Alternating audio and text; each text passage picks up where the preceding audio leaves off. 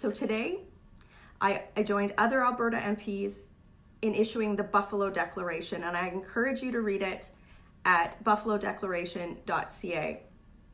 Okay, I totally get that you're trying to invoke a sense of prairie history and pride in order to get some buy-in here, but it's worth noting that they're not actually called buffalo, they're bison.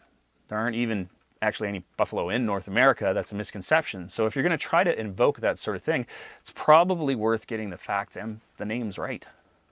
But the buffalo, which Indigenous people have always revered as a symbol of life on the prairies, well, they herd closely together and they face the storm head on. Okay, no, but seriously, this is a buffalo and this is a bison. They're very different. I'm sure, though, after several hundred people point that out, you won't double down and continue to spread inaccurate information because you're the premier of a province in crisis, and you wouldn't pander just to prove that you don't accept correction even when you're demonstrably wrong. Right? Once again, the buffalo, that iconic symbol of life on the prairie for Indigenous people for millennia, provides a perfect metaphor for us.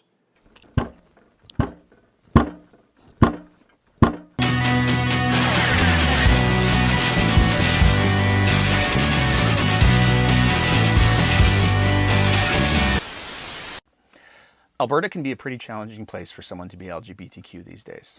Last year, the UCP made Alberta the first province in Canadian history to roll back rights for the LGBTQ community when they made major changes to the laws in regards to how GSAs or gay-straight alliances can be formed in schools.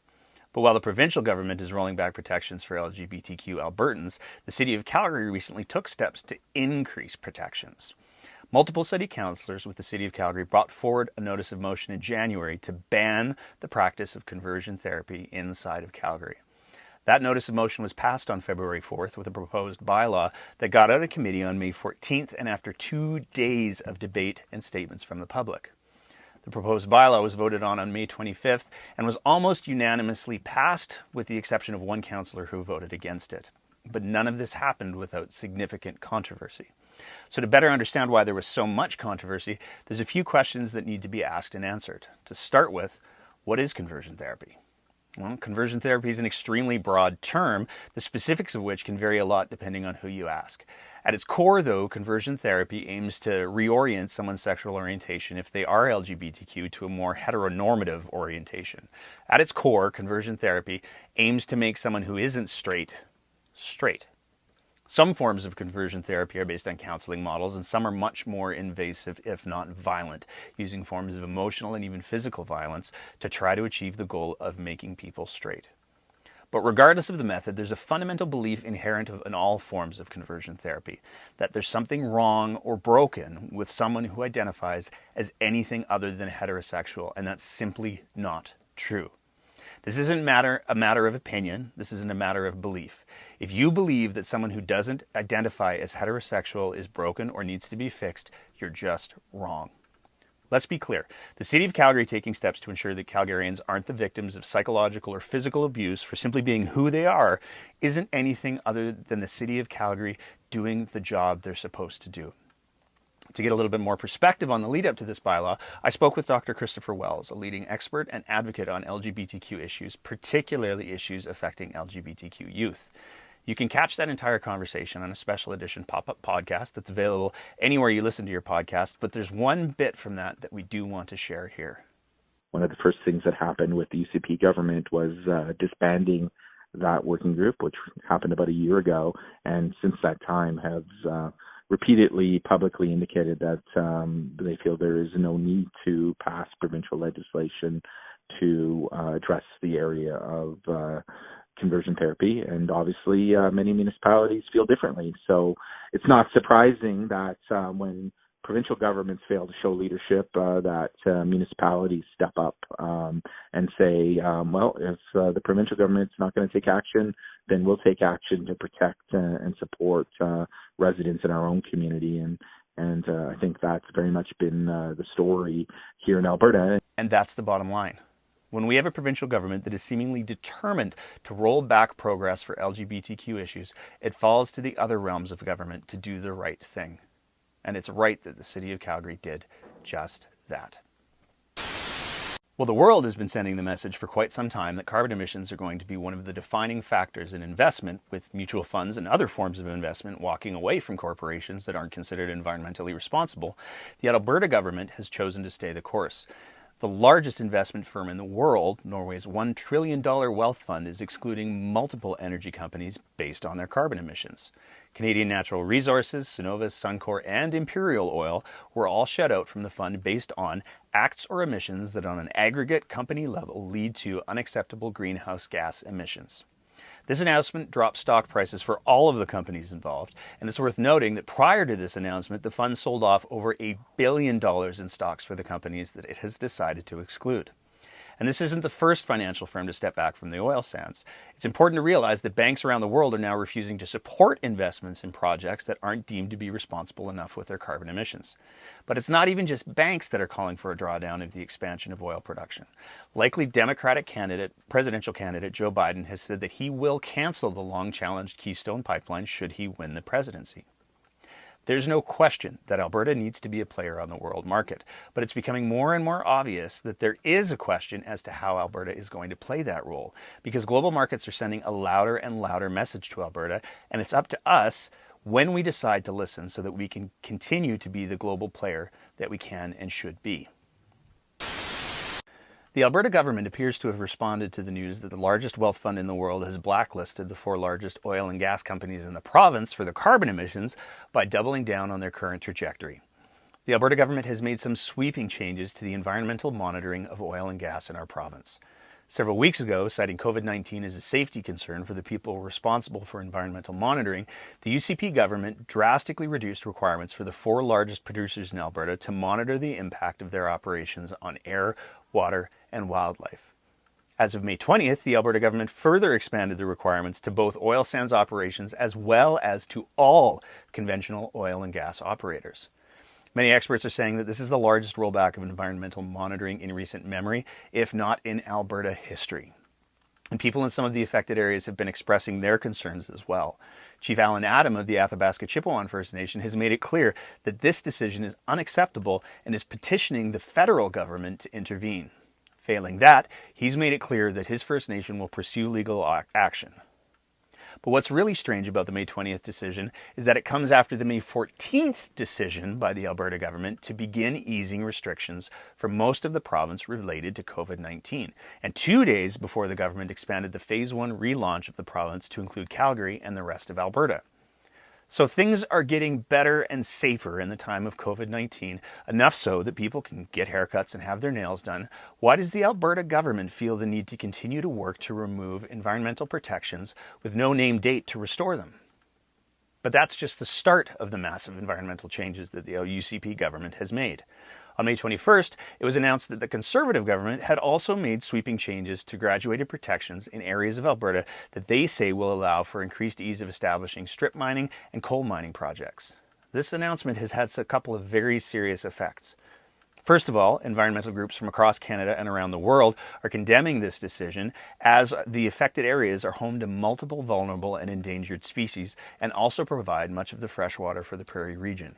And those same environmental groups, as well as the landowners in the area, have expressed significant concerns that the massive changes comes at a time when there are multiple strip mining applications before the Alberta Energy Regulator, the government body that's responsible for this decision.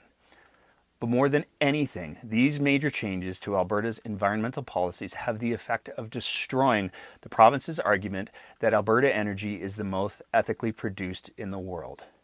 There's no doubt that the UCP government will continue to say that about the province's energy sector, and there's no doubt there will be no shortage of Albertans who will believe it. But with environmental monitoring removed and room being made for expansion of strip mining in environmentally sensitive areas, it's becoming increasingly clear that to the rest of the world, the potential customers for Alberta's energy, that Alberta's energy is no longer the most ethically produced. But even if it was, with the removal of environmental monitoring, there's no way to tell. While world markets are doing their best to make clear that Alberta's current economic strategy isn't going to work, the current Alberta government seems to be making it clear that they have no intention of listening. Protests are an important part of the checks and balances on any country that claims to be a democracy. They're so important that in Canada, peaceful protest is protected under the Charter of Rights and Freedoms.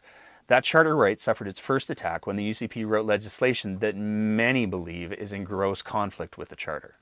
Deceptively called the Protection of Essential Infrastructure Act, it gave them sweeping powers to declare any spot in Alberta, private or public, essential infrastructure.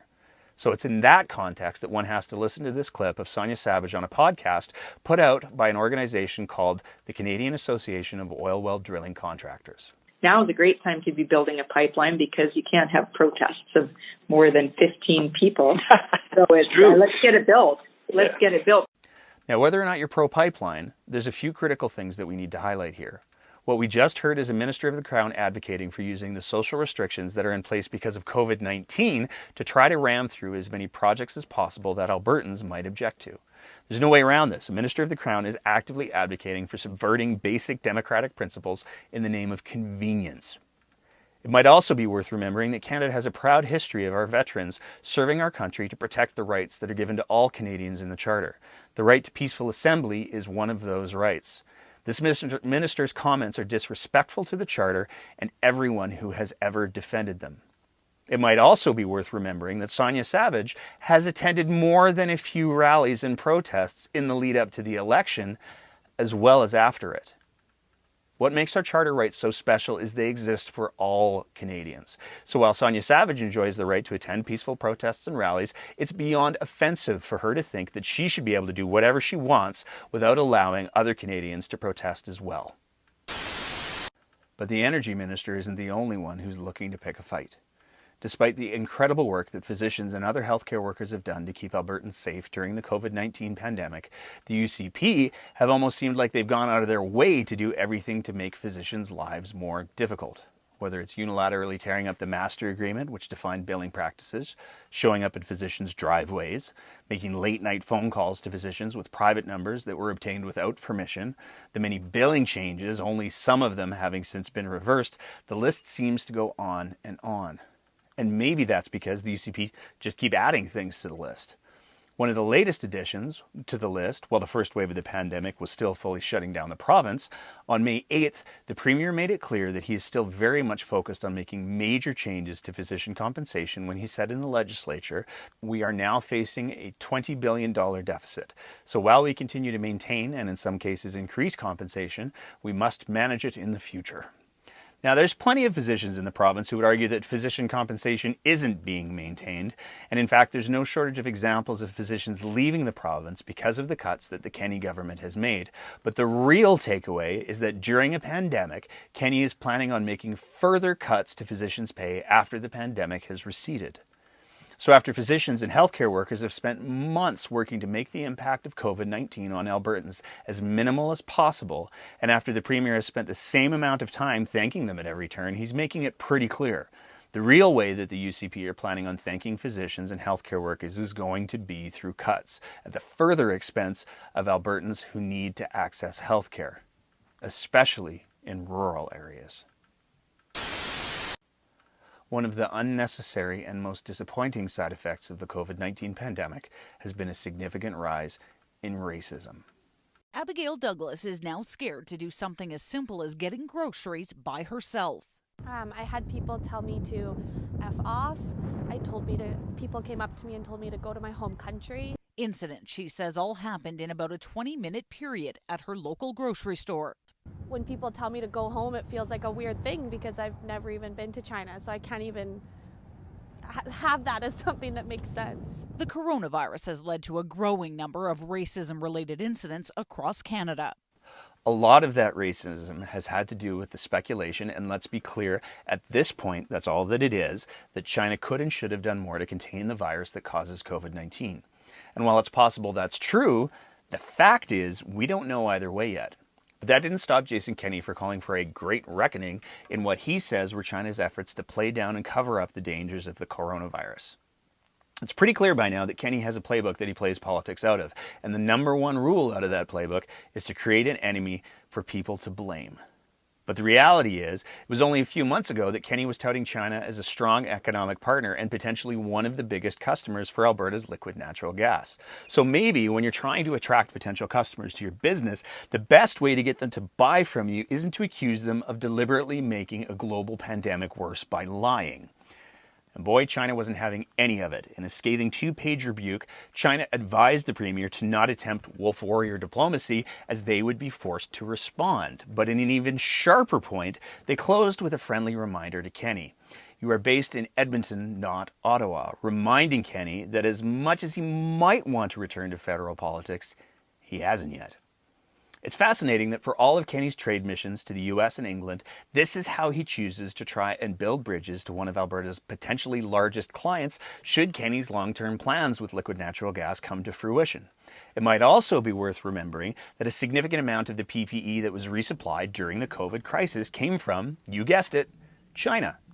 That Alberta bought from China because we needed it. Maybe next time Kenney could wait before angering what is arguably the source country for the overwhelming majority of healthcare workers working on COVID.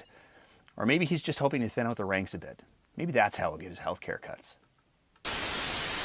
During the election, Jason Kenney gathered a lot of support from Albertans by talking about how he would be making jobs for Albertans. What he didn't say then, though, was that a good number of those jobs would be in his office. It recently came out that the Premier's staff, and this is just the people who work for Kenney, are costing taxpayers $2.9 million a year. And that's for only 19 employees. The highest paid employees include Jason Kenney's issue manager, Matt Wolf, who pulls down almost $200,000 a year, as well as Jason Kenney's secretary, who makes a staggering $224,000 a year. That's more than the previous secretary to the Premier made by $29,000. Matt Wolf, again, is the guy who many believe, with evidence, who was the primary liaison and key figure in running the Dark Horse Jeff Callaway campaign, which is still under investigation, that destroyed Brian Jean's shot at the leadership of the UCP. And that's to say nothing of the $30 million a year war room that doesn't seem to have been able to accomplish much of anything except stealing logos. What's even more telling is that for many of the issue managers and spin doctors in this government, this is their first professional experience in these roles. It seems more and more that this government has returned to the patronage cronyism that Albertans were tired of with the PCs. Because if one thing is clear, it's that this government seems to not look at what skills and perspectives people can bring to the job to serve Albertans, but rather, will they just do what they're told, and how, more importantly, how closely connected and loyal they are to the dear leader of Alberta. Sorry, wrong picture. The dear leader of Alberta. And that's it for another episode. As always, if you appreciate the kind of content that we produce here at The Breakdown, please consider signing up as one of our Patreon supporters at patreon.com/thebreakdownab. Even a small pledge of $5 a month helps us to keep producing the kind of content that we do and to get to the places where these stories take place. Also, if you're so inclined, please rate and review our podcast wherever you listen to podcasts, as every rating helps us reach more and more people. Hopefully, this will be our last episode under the COVID-19 restrictions, and we're looking forward to getting out and about in the community again, of course, following social distancing guidelines. So we'll see you soon. Thanks again for listening.